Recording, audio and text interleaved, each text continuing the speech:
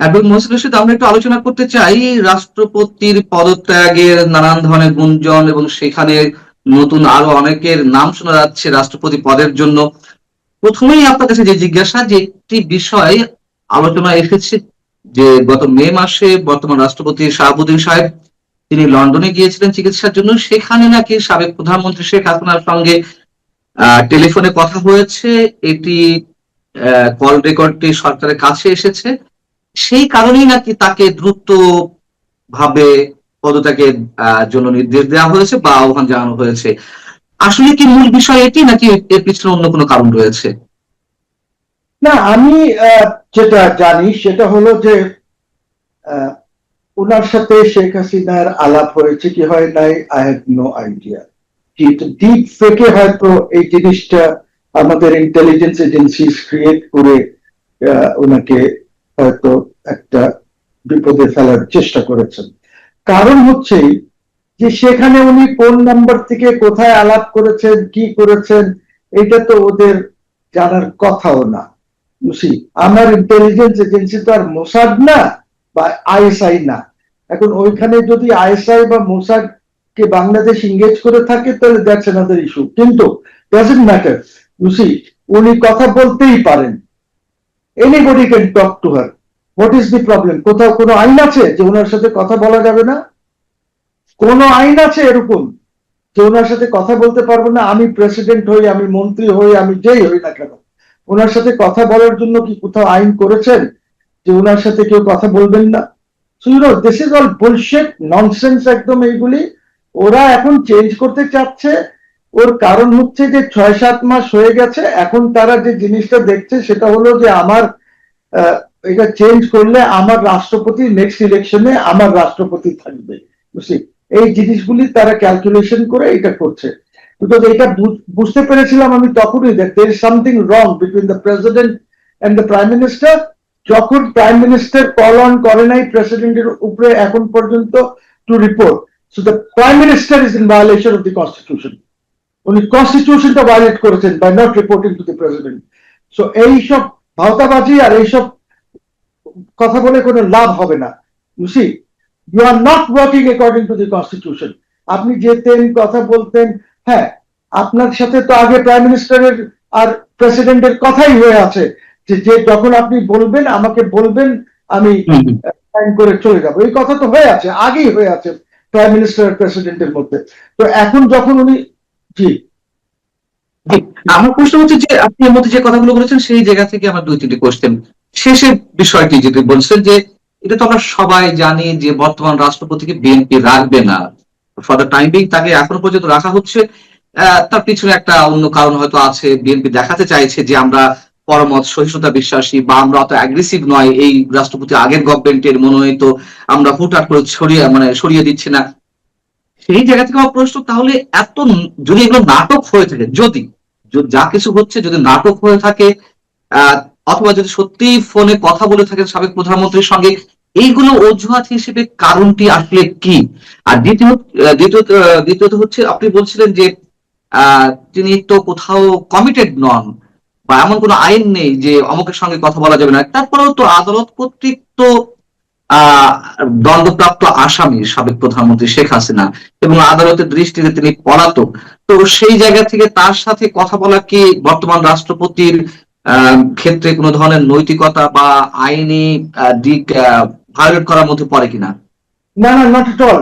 আমি আপনাকে বলি একটা জিনিস, সেটা হলো যে আইসিটি তো আমি নিজে চ্যালেঞ্জ করেছি, আগামী রোববারে আবার আছে সেটা। বুঝছি, পয়েন্ট কি আদালত বলেছে যে ওনার সাথে কেউ কথা বলতে পারবে না? এরকম কিছু বলেছে, অবজারভেশন আছে? তা তো না, there is nothing like that, number one. Number two, যেটা হচ্ছে যে পলাতকের ব্যাপারে আমার আপত্তি আছে। আপত্তিটা হলো এই যে শেখ হাসিনা তো এখান থেকে বা নোয়িংলি পালায় নাই, বা শি হ্যাজ নট ভায়োলেটেড যে আমি আদালত কেউ ডাকলে আমি আদালতে যাব না, হাজির হব না, আমি একজন এক্সকন্ডার পালিয়ে আছি। No, that's not the situation. আপনাদেরকে তো ফ্যাকচুয়াল সিচুয়েশনটা সামনে রাখতে হবে। Sheikh Hasina as the prime minister of Bangladesh, ওনাকে নিয়ে গিয়ে আমাদের security forces including the army chief ওনারা মনে করেছেন যে ওনারা সিকিউরিটি দিতে পারবেন না ওনাকে দিতে, তখন তারা রিকোয়েস্ট করেছে। এবং উনি যখন গিয়েছেন এই C-130 যেটাতে উনি ফ্লাই করেছেন, এইখানে SSF এর লোকজন ছিল, আরো লোকজন ছিল, তারা নিয়ে গেছে। এবং দ্য ইন্ডিয়ান গভর্নমেন্ট তারা এই C-130 কে এসকর্ট করেছে ওদের দুইটা fighter to provide security. You see, we should not forget this things. Question is, আমরা ফ্যাকচুয়াল পজিশনে থেকে কাজ করি না কেন, মিথ্যাচারে আমরা যাই কেন? তা উনি ওইখানে গেছেন, উনাকে ওই হ্যান্ডম নাকি যে বেস আছে, বেসে এয়ারফোর্স বেসে, এয়ারপোর্ট, হ্যাঁ, ওইখানে এয়ারপোর্ট, জি ওইখানে রিসিভ করেছে air force base. It's not an ordinary civilian airport. Air force বেসে ওনাকে রিসিভ করেছে ইন্ডিয়ান ইউনিয়নের একজন মিনিস্টার লেভেলের লোক রিসিভ করে, ডোভেল পারহ্যাপস রিসিভ করে ওনাকে নিয়ে গিয়ে ওইখানে কিছুদিন, তারপরে সে been shifted from place to place for security, এবং ওনাকে খুব ভালোভাবে রেখেছে তারা। উনি তো অ্যাসাইলাম চান না ইন্ডিয়ার কাছে, উনি তো রেফিউজি স্টেটাস উনার চান নাই।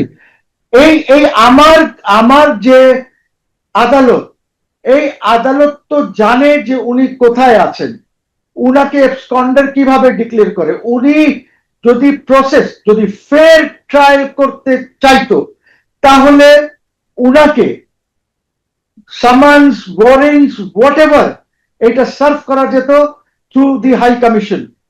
কেন হাই কমিশন বলছি?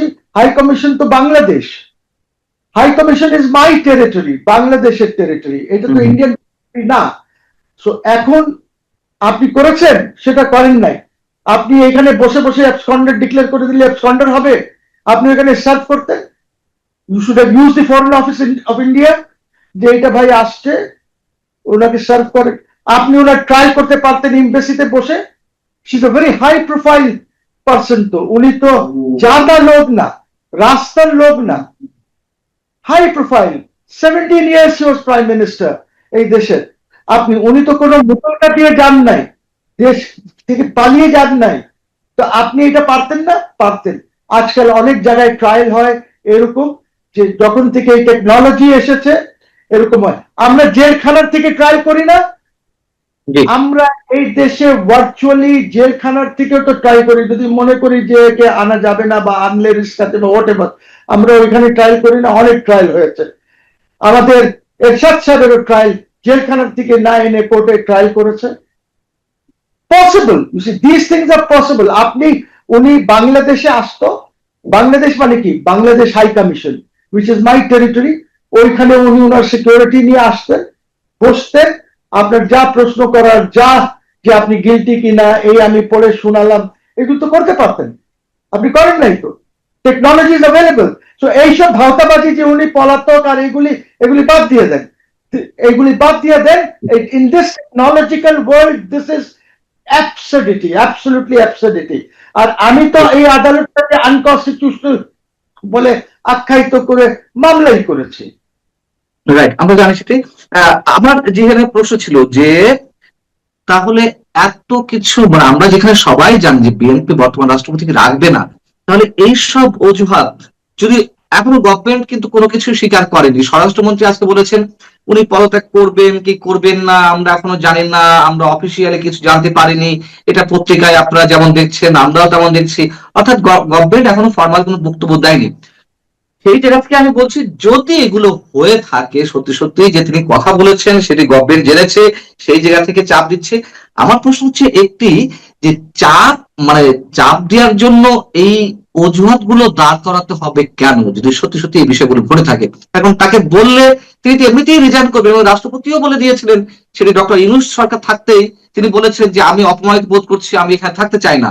এবং বর্তমান বিএনপি সরকার আসার পরেও তিনি বলেছেন যে সরকার যখনই রিজাইন করবে, ইচ্ছা প্রকাশ করবে যে আমি পদত্যাগ করি, আমি সাথে সাথে রিজাইন করব। তাহলে এইসব নানান বিষয় আমাদের সামনে তো আনা হচ্ছে কেন? দেখেন, আমার কাছে একটি রিপোর্ট হচ্ছে যে উনি 21 জুলাই রাত্রে রেজিগনেশন লেটার দিয়ে দিয়েছে।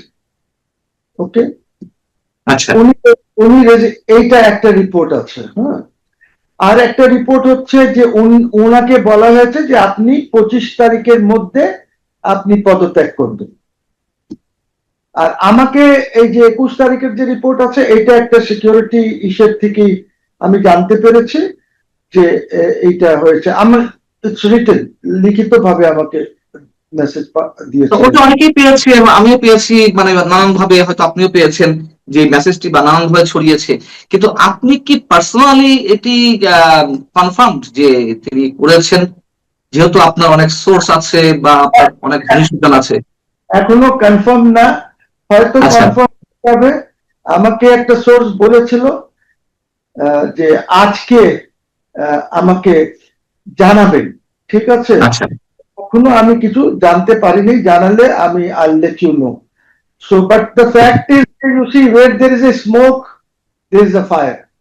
তাহলে নিশ্চয়ই কিছু হচ্ছে, আচ্ছা something is going on. So ঠিক আছে, এটা তো ইটস নট ইয়ে, উনি চলে গেলে অ্যাক্টিং প্রেসিডেন্ট আমাদের হাফিজউদ্দিন সাহেব হয়ে যাবেন। হাফিজউদ্দিন সাহেব প্রেসিডেন্ট হওয়ার পর ওরা যাকে নমিনেট করবে, parliament will elect him or her. But এখন অনেক নাম শোনা যাচ্ছে, অ্যাটলিস্ট দুইটা নাম যেগুলি খুব সামনে আসছে, সেটা হলো। আমি আমি নামের বিষয়ে আসছি, আমি নামের বিষয়ে আসছি। তার আগে আপনার কাছে প্রশ্ন, আপনি বলছেন এবং এটা আমরা সবাই জানি, লন্ডনে বসে যদি তিনি সাবেক প্রধানমন্ত্রী শেখ হাসিনার সঙ্গে কথা বলেই থাকেন আমাদের বর্তমান রাষ্ট্রপতি, সেক্ষেত্রে মানে এটি তো বাংলাদেশ না যে কোনো গোয়েন্দা সংস্থা সেখান থেকে ট্র্যাক করেছে এটা। তাহলে ব্রিটিশ কোনো গোয়েন্দা সংস্থা বাংলাদেশ সরকারের কাছে দিয়েছে? যদি ব্রিটিশ কোনো গোয়েন্দা সংস্থা এটি ট্র্যাক করে থাকে, রেকর্ড করে থাকে, তাহলে তাদের ক্ষেত্রে কি বিশেষ কোনো উদ্দেশ্য আছে বর্তমান সরকারকে নিয়ে অতি উৎসাহী, কিংবা বিহাইন্ড দ্য স্ক্রিন অন্য কিছু ঘটছে কিনা?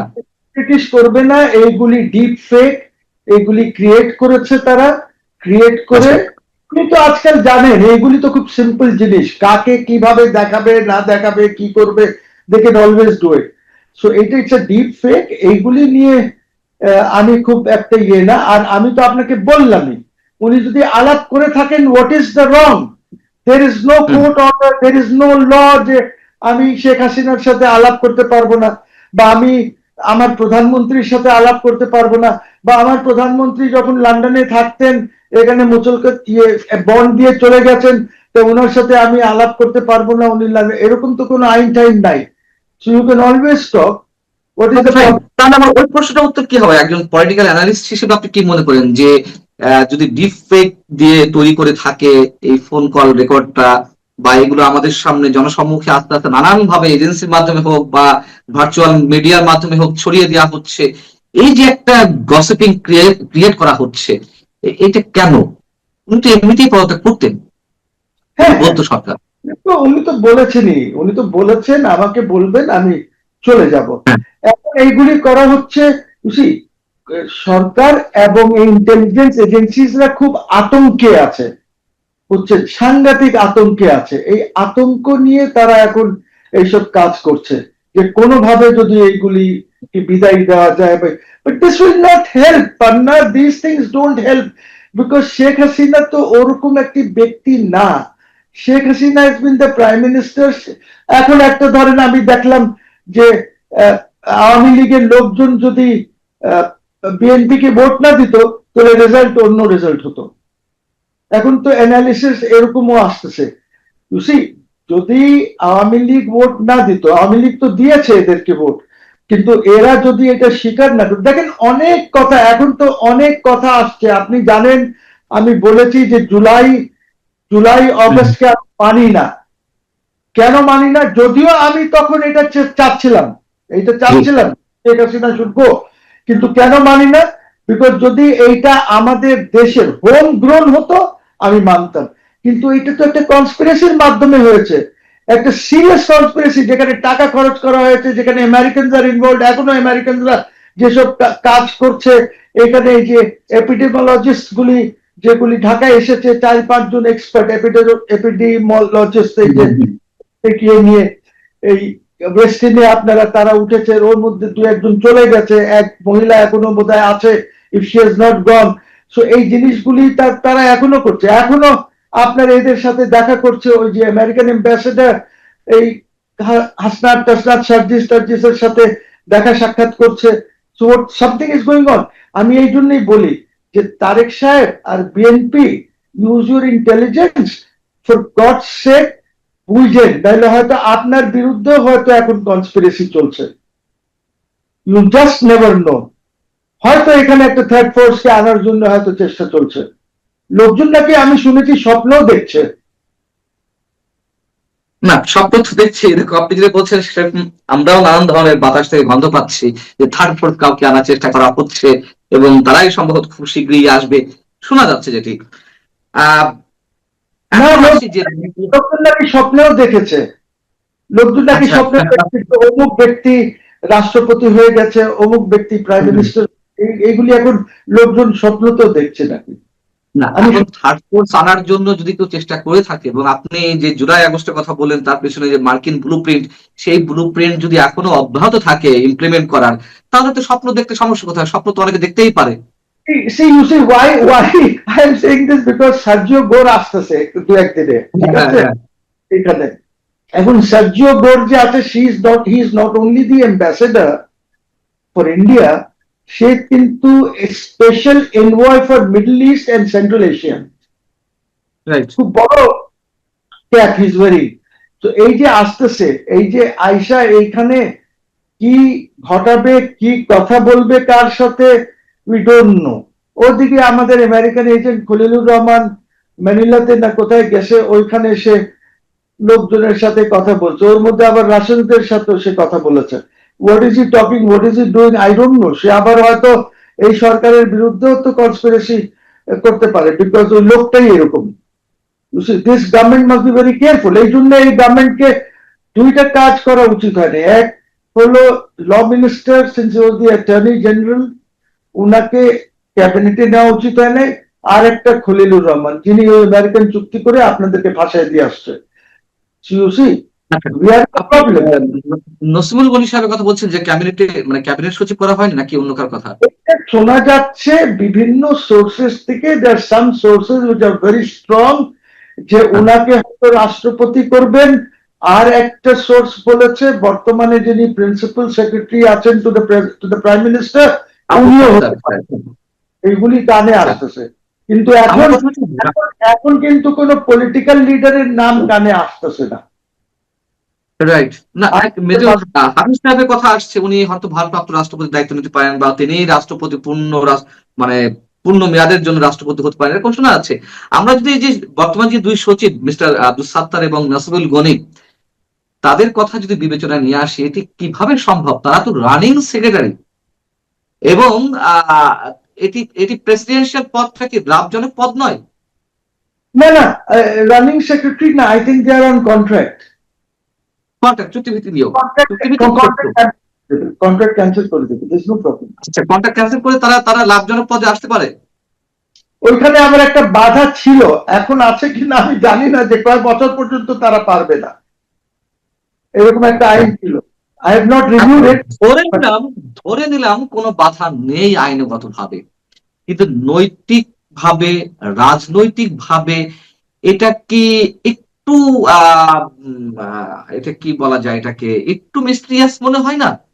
যে বিএনপির মতো এরকম একটি দলে এত বেশি যোগ্য প্রার্থী থাকা সত্ত্বেও, বা যদি আমলাদের মধ্যেও ধরি, সাবেক কোন আমলা, ডাক সাইডে ভালো আমলা, তারাও তো আছেন, তো তাদের বাদ রেখে এখন নাসিমুল গনি সাহেবের কথা আসছে, যাকে নিয়ে অনেক ধরনের বিতর্ক রয়েছে, অথবা আব্দুল সাত্তার, আরেকজন নাম শোনা যাচ্ছে যে জাতিসংঘের স্থায়ী প্রতিনিধি হিসেবে এরই মধ্যে যার নাম ঘোষণা করা হয়েছে, মিস আইরিন খান।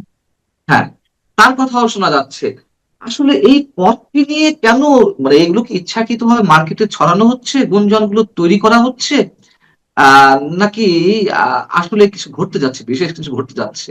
তাই না, এইগুলি করে হয়তো একটা চমকও আসতে পারে, একটা চমকও তো আসতে পারে। চমকটা তো হতে পারে, আপনার নাম যদি চলে আসতো তো আমরা চমকিত হতাম। হ্যাঁ, আমার নাম তো আসবে না, বাট এরকম আমার মতনই কারোর নাম চলে আসতে পারে, চমক হতে আচ্ছা, পারে। ঠিক আছে, আমি পান করছিলাম। এখন বিষয় হচ্ছে যে আসলে এইগুলো এত গুঞ্জন ছড়ানো হচ্ছে কেন, মানে আপনার কি মনে হয়? এইটা হচ্ছে আপনার এসেস করার জন্য, পাবলিক রিয়াকশন এসেস করার জন্য। আচ্ছা, তো সেটা কি খুব দরকার, খুব বেশি দরকার ছিল? ইন্টেলিজেন্স এজেন্সিজ এইগুলি ইয়ে করে পাবলিক ইয়েটা এসেস করে যে কি অবস্থা চলছে, এর ব্যাপারে জনগণ কি বলে, ওর ব্যাপারে কি বলে, এরকম একটা এসেস করছে। আরেকটা বিষয় জানতে পাচ্ছি আর কি, বর্তমান রাষ্ট্রপতি পদত্যাগ যদি করেও থাকেন, মানে এই 25শে এপ্রিলের মধ্যে বা ভেরি সুন, মানে এটা কি বলে ইমিডিয়েটলি যদি করেও থাকেন, সেক্ষেত্রে তার দেশ ত্যাগে নিষেধাজ্ঞা আসতে পারে একই সঙ্গে পরপরই, আহ এমন গুঞ্জন শোনা যাচ্ছে। আমার মনে হয় না যে এটা করবে। ওনার হয়তো এখানে আহ, আহ, হয়তো রাখবে না, না রাখাটাই ইজ বেটার। উনি যদি বাইরে চলে যান ওনার জন্য ভালো এবং দেশের জন্য ভালো হবে, নাহলে একটা অনেক ধরনের কথা হবে, অনেক ধরনের কনফ্লিক্ট হবে, অনেক ধরনের তথ্য হবে। তো ওরা এইটা করবে না হয়তো। আমার মনে হয় দে উইল লেট হিম গো। উনি যেখানে যেতে চান সেখানে চলে যাবেন। এমনও হতে পারে দ্যাট ওনাকে বললো যে ঠিক আছে আপনি আপনার ইয়েটা দিয়ে যান, আপনি দেশের বাইরে চলে গেলে তখন আমরা এটা অ্যানাউন্স করবো দ্যাট ইউ হ্যাভ রিজাইন। এটাও হতে পারে। এটা কি মনে গভর্নমেন্টের। হয় যে এই পদে নতুন কাউকে নিয়োগ দেওয়ার ক্ষেত্রে আহ পুরো বিশেষ অদৃশ্য শক্তির খেলা চলছে?